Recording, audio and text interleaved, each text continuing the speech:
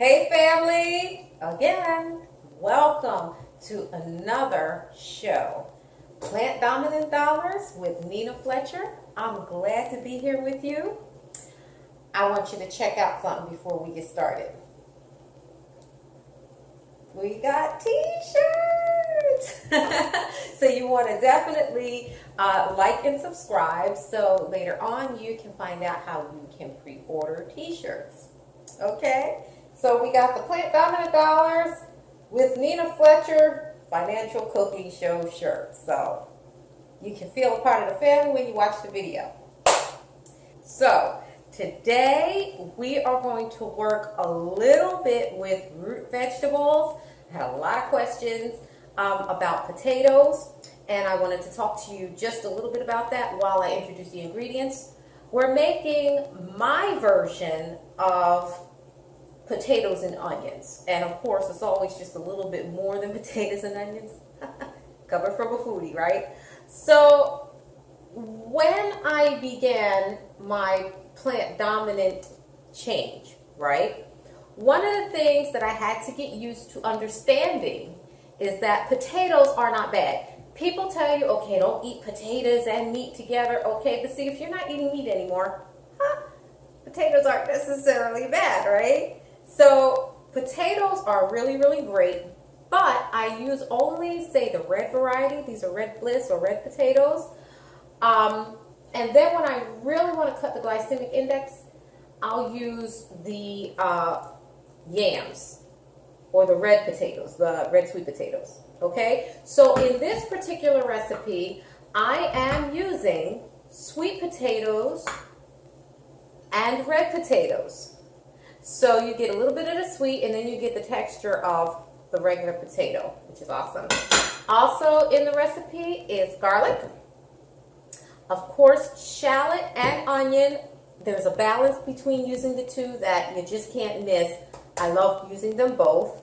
We have our small red plum tomatoes that I use, and also a few red peppers and some tomato paste, and of course our herbs. So this is another one of those recipes you do once you're getting to the bottom of your shopping or the bottom of your refrigerator that tastes absolutely fabulous. So let's get cracking.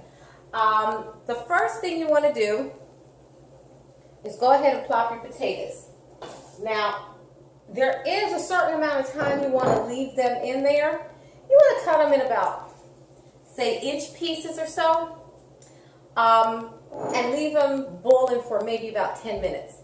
They can't be too smushy, right? And then they can't be too firm. If they're too smushy, you're going to have mashed potatoes.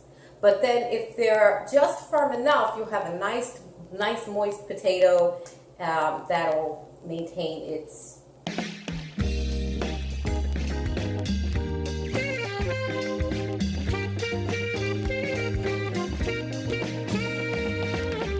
Let us begin with the prepping. There's a couple of cooking things that you need to know about this.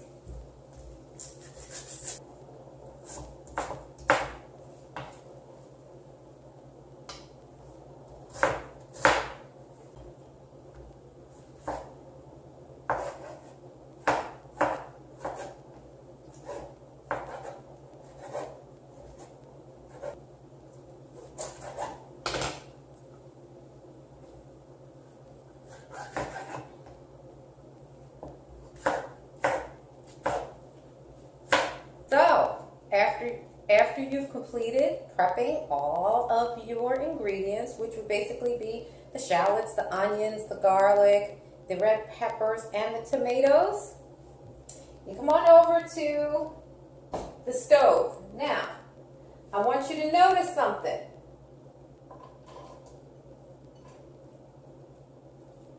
Do you notice?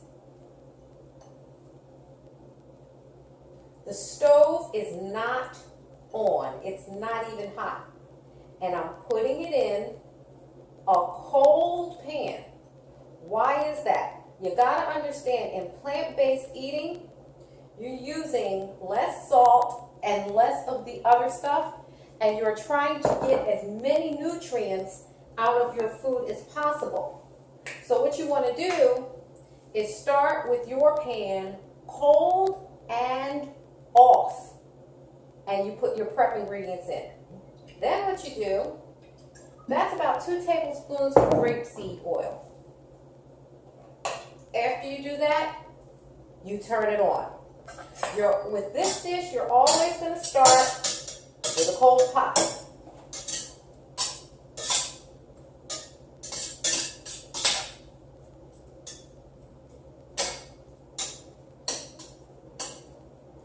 And then you're going to wait till you start hearing the sizzle. And that's the point that you're going to move to your next. It's at this point that you can also start to cut your herbs and put them in as the pan is heating up. Not when it's hot. Start with the pan cold. We've got some sizzling and some action going on in here. And remember, we started from a cold pan, right? So you want to make sure that's getting going there. You got all the flavors going on in there. So you started from a cold pan. Now, it is at this point you want to start putting in your salt. Now that's just a little bit. I use, believe it or not, 2 different kinds of salt. That was sea salt. This is Himalayan pink. Okay? You're going to put your pepper in.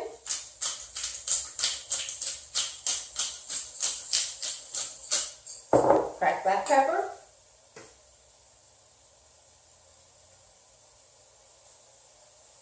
That's a little bit of regular paprika.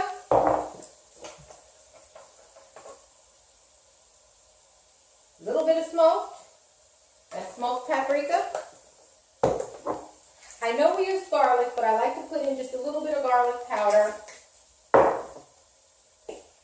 I love cumin in this dish. It gives it a nice roundness.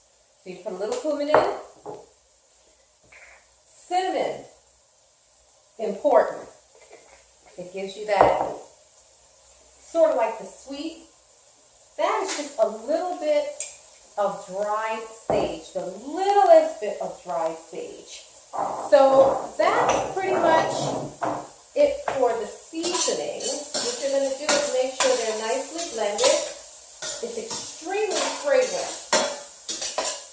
Smells so good. Now, once you see that the spices have cruised and you're beginning to smell the spices, that's when you want to take about 2 tablespoons. This is tomato paste, okay? You can use ketchup, but this is tomato paste. About 2 tablespoons of it. Now, do you see where I'm putting it? You don't put it in the ingredients. You put it next to it. And you let it heat up a little bit. That's going to give you the sweetness out of the tomato. Okay? So what you're going to do is heat that up a little bit separately. Right? Once you see a nice little smoke coming off of that, and it's becoming a little bit sweet, then you stir the rest of your vegetables in.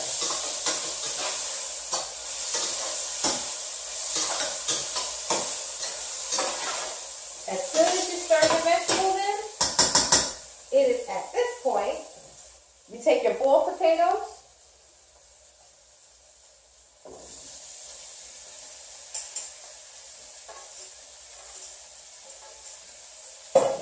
put them right in. Mix it up good. And at this point, you're just trying to make sure that the flavors come together. Now, you don't want to cook it too long because the potatoes will start coming apart.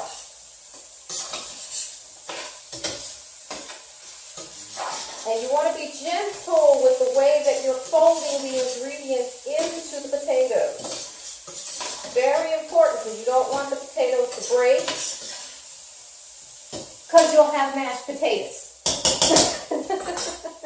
So it's at this point that I may add a little bit more salt, a little bit more pepper.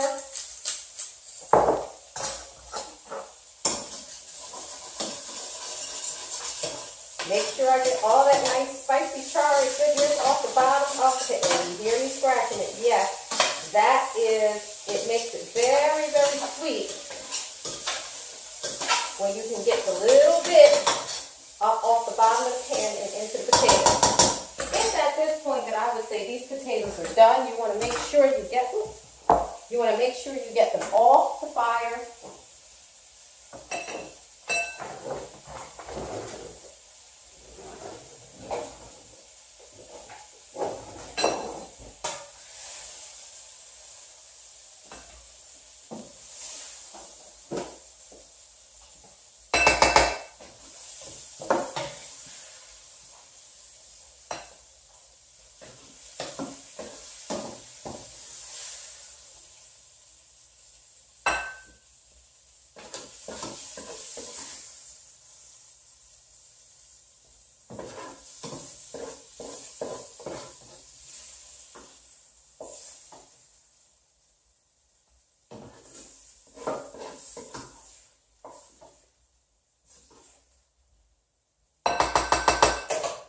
And so now we have our finished potatoes. Now, what do I normally eat this with? I love these with what I call vegan surf and turf. And it'll be like grilled trumpet mushrooms or a really nice grilled oyster mushrooms, which I will do in another show. And you'll notice that this will be the side for those. But for right now, I just wanted to give you a really good fried potatoes or, potatoes and onion dish. So I eat these with pancakes in the morning. I eat them for lunch and I eat them for dinner. This is truly an anytime recipe and anytime potatoes. And I love the fact that the two types of potatoes are mixed in. It really, really gives it a unique taste and flavor. I don't use a whole lot of salt, so I gotta use stuff that has a lot of various flavors.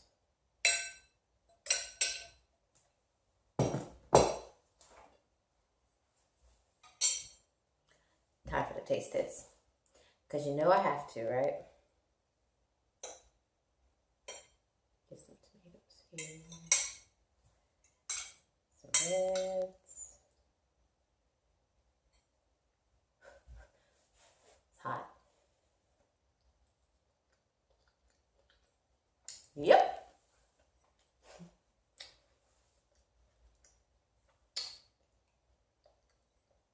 My take on potatoes and onions. I know you'll love it. Please don't forget, like and subscribe to Plant Dominant Dollars with Nina Fletcher to see more great recipes on your plant dominant journey. Save more money, eat healthy, be wealthy. Thanks. Thank you for watching Plant Dominant Dollars with Nina Fletcher. Don't forget to like and subscribe. Tune in next week when Nina takes on Quinoa at breakfast, quinoa at lunch. here on Plant Dominant Dollars with Nina Fletcher. It's the genius!